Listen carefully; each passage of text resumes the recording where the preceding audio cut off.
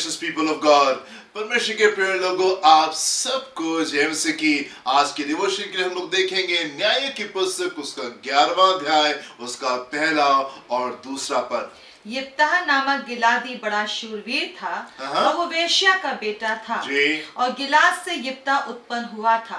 गिलाद की स्त्री के भी बेटे उत्पन्न हुए और जब वे बड़े हो गए तब यिप्तह को ये कहकर निकाल दिया, तू तो पराई स्त्री का बेटा है, इस कारण हमारे पिता के घराने में कोई भाग ना पाएगा। जी जी जी, क्या होता है, पाप जो है मेरे प्रियो, वो हमारे चरित्र को खराब कर देता है। और एक खराब चरित्र क्या करता है, ढेर सारी बातें उसमें से उत्पन्न होती हैं। और एक बुरी चीज जो खराब चरित्र से उत्पन्न होती है, और वो है दोष लगाना।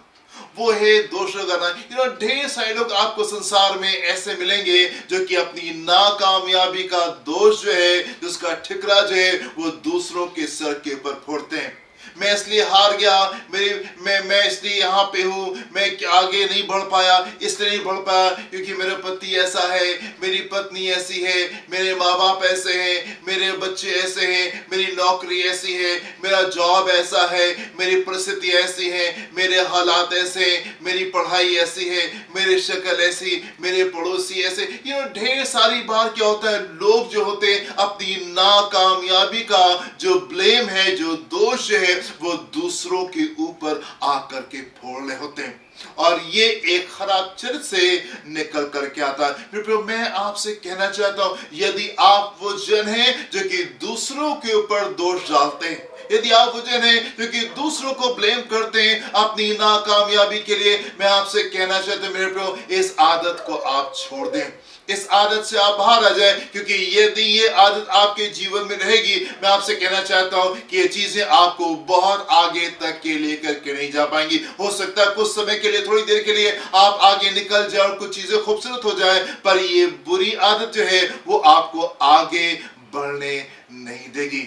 आप इतिहास उठा करके देखें और आप पाएंगे ढेर सारे लोग जो कामयाब हुए, वो ऐसी परिस्थितियों से आ रहे थे जो कि गंभीर थी, जो कि टफ थे। उन्होंने संघर्ष किया और संघर्ष करके वहां पहुंचे। आप परमेश्वर के वचन को उठा के देखें और आप वहां पे आपको ढेर सारे ऐसे लोग मिलेंगे जो कि इम्पॉसिबल चीजों का सामना कर रहे थे, नामुमकिन परिस्थितियों में वो थे, पर अपनी नामुमकिन सी परिस्थितियों से वो बाहर निकले। उन्होंने परमेश्वर के ऊपर विश्वास किया, उन्होंने परमेश्वर की ओर देखा और वो वहां से बाहर निकल करके आने पाए।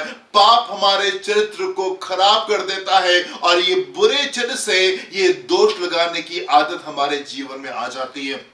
मेरे प्रियो, हम यहाँ पे एक जन को देखते हैं जिसके जीवन में ढेर सारे श्राप आ रहे हैं। उसकी माँ जो है वो वैश्या थी, ढेर सारे श्राप उसके जीवन में आ रहे हैं। और जब बड़ा हुआ, उसके जब भाई बड़े हुए, उन्होंने क्या किया, यिप्तह को अपने घर से बाहर निकाल दिया, बाहर निकाल दिया। पिता ने कुछ नहीं बोला, माँ ने कुछ नहीं बोला, भाइयों ने घर से बाहर निकाल दिया। शून्य पे आकर के वो खड़ा हो गया। पर इन तमाम चीजों के बावजूद हम इस जन को परमेश्वर के वचन में पाते हैं, हम इस जन को कामयाबी में देखते हैं कि वो कामयाब होने पाया और लोग उसके पास में आए और लोग उससे कहने लगे, तुम हमारे लीडर बनो, तुम हमको हमारे अगुवाई करो। और हम देखते कि आगे गया, बड़े युद्ध को जीत करके आया। परमेश्वर के वचन में ये जन पाया जाता है। ये वो जन नहीं है जो कि अपनी परिस्थितियों को लेकर के बैठ गया और दूसरों को दोष दे रहा था और ये बुरा जन हो गया और ये कड़वा जन हो गया। पर मेरे पे ये वो जन है जो कि अपनी परिस्थितियों के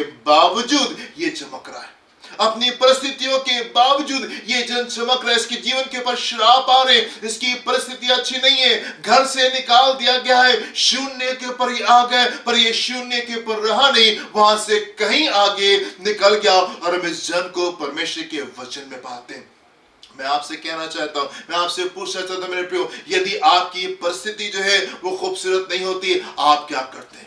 अगर आपके सर्कमस्टांसेस जो है, आपकी चीजें जो है वो अच्छी नहीं है, वो खूबसूरत नहीं है, वो कहीं पे मुश्किल है, वो कहीं पे टफ है, या हो सकता है बहुत ज्यादा गंभीर है, आप उस समय क्या करें? आप उस समय क्या करें? मेरे प्रिय, परमेश्वर के वचन में एक खूबसूरत जन है और उसका नाम है हन्ना। एक खूबसूरत जन है, उसका नाम है हन्ना। उसकी परिस्थितियां बड़ी गंभीर थी। आपको मालूम है हन्ना की कहानी? आपको मालूम है उसकी उसकी कहानी कितनी गंभीर थी। उसकी उसकी सौतन जो थी वो उसको तासती थी, परेशान करती थी और हर बार उसको रुलाती थी। पर आपको मालूम क्या हुआ? हन्ना की उन कठिन परिस्थितियों का नतीजा क्या हुआ? हन्ना ने सैमुएल को जन्म दिया। हन्ना ने she gave birth to Samuel. This is so beautiful. ये कितना खूबसूरत है। हन्ना हारी हुई लेडी नहीं हो गई, हन्ना तबाह और बर्बाद नहीं हो गई, वो चिड़ी और वो खराब और वो बुरी नहीं हो गई, but she gave birth to Samuel. उसने सैमुएल को पैदा किया। वो परमेश्वर का बड़ा भविष्यवक्ता जो कि खूबसूरत बातों के साथ में आया।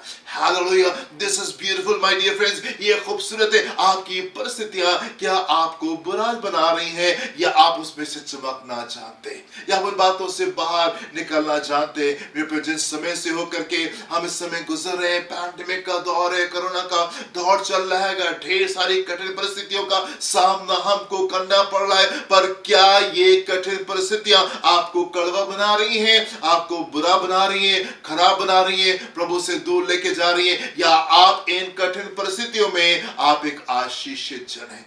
या आप इस कठिन परिस्थितियों में, इन संघर्ष के समय में, क्या आप एक आशीषित जन है या आप वो जन है जो कि कड़वे होते जा रहे हैं और बुरे होते जा रहे हैं? परमेश्वर के वचन में एक खूबसूरत से पद को देखेंगे, भजन संहिता 34 उसके 10वें पद में क्या लिखा हुआ है? जवान सिंहों को तो घटी होती, जवान सिंहों को तो घटी होती और वे भूखे भी रह जाते हैं, भूखे भी रह जाते हैं, परंतु यहोवा के खोजियों को किसी भली वस्तु की घटी नहीं होगी। जवान सिंहों को तो घटी होती है और वो कई बार भूखे भी रह जाते हैं। ये जो जोरावर लोग हैं, ये जो शूरवीर लोग हैं, ये जो कि बड़े स्ट्रॉन्ग कनेक्शन के लोग हैं, ये जिनके पास में हमको कई बार लगता है कि इनके पास में तो सब कुछ है, पर मेरे प्रिय कई बार ये तो भूखे रह जाते हैं और ये कठिन समय का सामना करते हैं। परमेश्वर में लिखा हुआ है, परमेश्वर की खोजी किसी भी अच्छे चीज के मोहताज नहीं होने पाएंगे। परमेश्वर का अनुग्रह हमारे जीवन के ऊपर होता है, परमेश्वर का अनुग्रह हमारे जीवन के ऊपर होता है। वो हमको आगे की ओर लेके चलता है। हमारी परिस्थितियां हमको दबा करके खत्म नहीं कर देती, पर हम उनके ऊपर जय को प्राप्त करते हैं और हम आगे की ओर निकल जाते हैं। हालेलुया।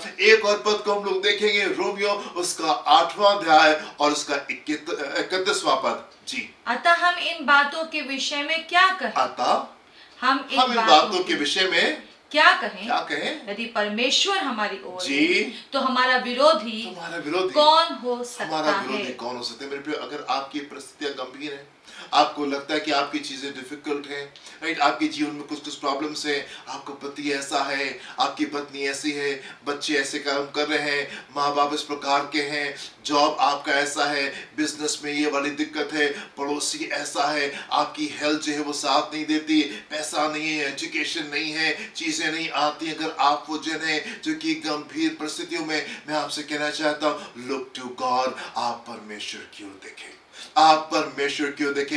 यदि परमेश्वर हमारी तरफ है तो कौन हमारा विरोधी हो सकता है? इन तमाम विषयों में, इन तमाम चीजों के विषय में हम क्या कहें? नहीं, हम कुछ नहीं कहेंगे, हम बस इतना कहेंगे, यदि परमेश्वर हमारी तरफ है तो हमारा विरोधी कौन हो सकता है? यदि परमेश्वर आपके साथ में, मेरे प्रियो, तो आपको कामयाब होने से कौन रोक सकता है? यदि परमेश्वर आपकी तरफ है तो आपको आशीष पाने से कौन रोक सकता है? कोई परिस्थिति, कोई हालात आपको दबा करके नहीं रख सकती। जब तक वो जन है जो कि गंभीर परिस्थितियों में है, शराब के नीचे है और इसके भाइयों ने इसको घर से बाहर निकाल दिया है, शून्य की स्थिति में आ गया है, पर ये शून्य की स्थिति में रहा नहीं। इसने परमेश्वर की ओर देखा, प्रभु को पुकारा और ये इस्राएल का न्याय होने पाया, जज होने पाया। बहुत बड़ा छुटकारा इसके जीवन से निकल के आने पाया। इसके जीवन की वजह से पूरा इस्राएल जो है वो आशीषित होने पाया। ये हार करके बैठ नहीं गया, अपनी परिस्थितियों को लेकर के हार करके बैठ नहीं गया, लेकिन इसने अपनी परिस्थितियों में परमेश्वर को पुकारा, उसकी परिस्थितियां बदल गई। हार करके बैठ जाना बड़ा आसान होता है, हार करके बैठ जाना वो तो कोई भी कर सकता है मेरे प्रियो। मैं आपसे कहना चाहता हूं, अपनी परिस्थितियों में परमेश्वर को पकड़े और आप अपने गड्ढे से बाहर आ सकते हैं। आप अपने निराशा से बाहर आ सकते हैं, आप अपने डिप्रेशन से बाहर आ सकते हैं, आप अपनी हार से एक बड़ी विजय में आप जा सकते हैं। यदि परमेश्वर हमारी तरफ है तो कौन हमारा विरोधी हो सकता है। प्रभु आपको आशीष दे। आंखों को बंद करेंगे, हम प्रार्थना करेंगे। पिता परमेश्वर, हम आपका धन्यवाद देते हैं कि आप हमेशा हमारी सहायता बनते हैं। हम धन्यवाद देते हैं प्रभु कि आप हमेशा हमारी प्रार्थनाओं को सुन करके उत्तर देते हैं। प्रभु हम चाहते हैं, प्रार्थना करना चाहते हैं प्रभु हर उस जन के लिए खुदावन जो कि आज दुखी है, जो कि निराशा में है, जो कि आंसुओं में है, जो कि एक हारे हुए जीवन को व्यतीत कर रहा है। प्रभु हम चाहते हैं उसके जीवन में आशा आने पाए, होने पाए प्रभु, कि वो आपकी ओर देखने पाए, आपको पुकारने पाए और आपकी रोशनी उसके ऊपर चमकने पाए और आपके आनंद से भर करके एक विजयी जीवन को वो जीने पाए। प्रभु हर वो जन जो कि इस समय हार में प्रार्थना करना चाहते हैं वो विजय में निकल करके आने पाए। हर वो जन जो हारा हुआ है वो यीशु आपको देखे, आपको पुकारे और विजय में आने पाए। अपने हाथ को बढ़ा करके आप लोगों को छुए और आप उनको आशीष दें। यीशु के नाम से मांगते हैं, सुनिएगा, ग्रहण कीजिएगा। Amen and amen. Hallelujah. God bless you, my dear friends. प्रभु आपको आशीष दें। जय मसीह की।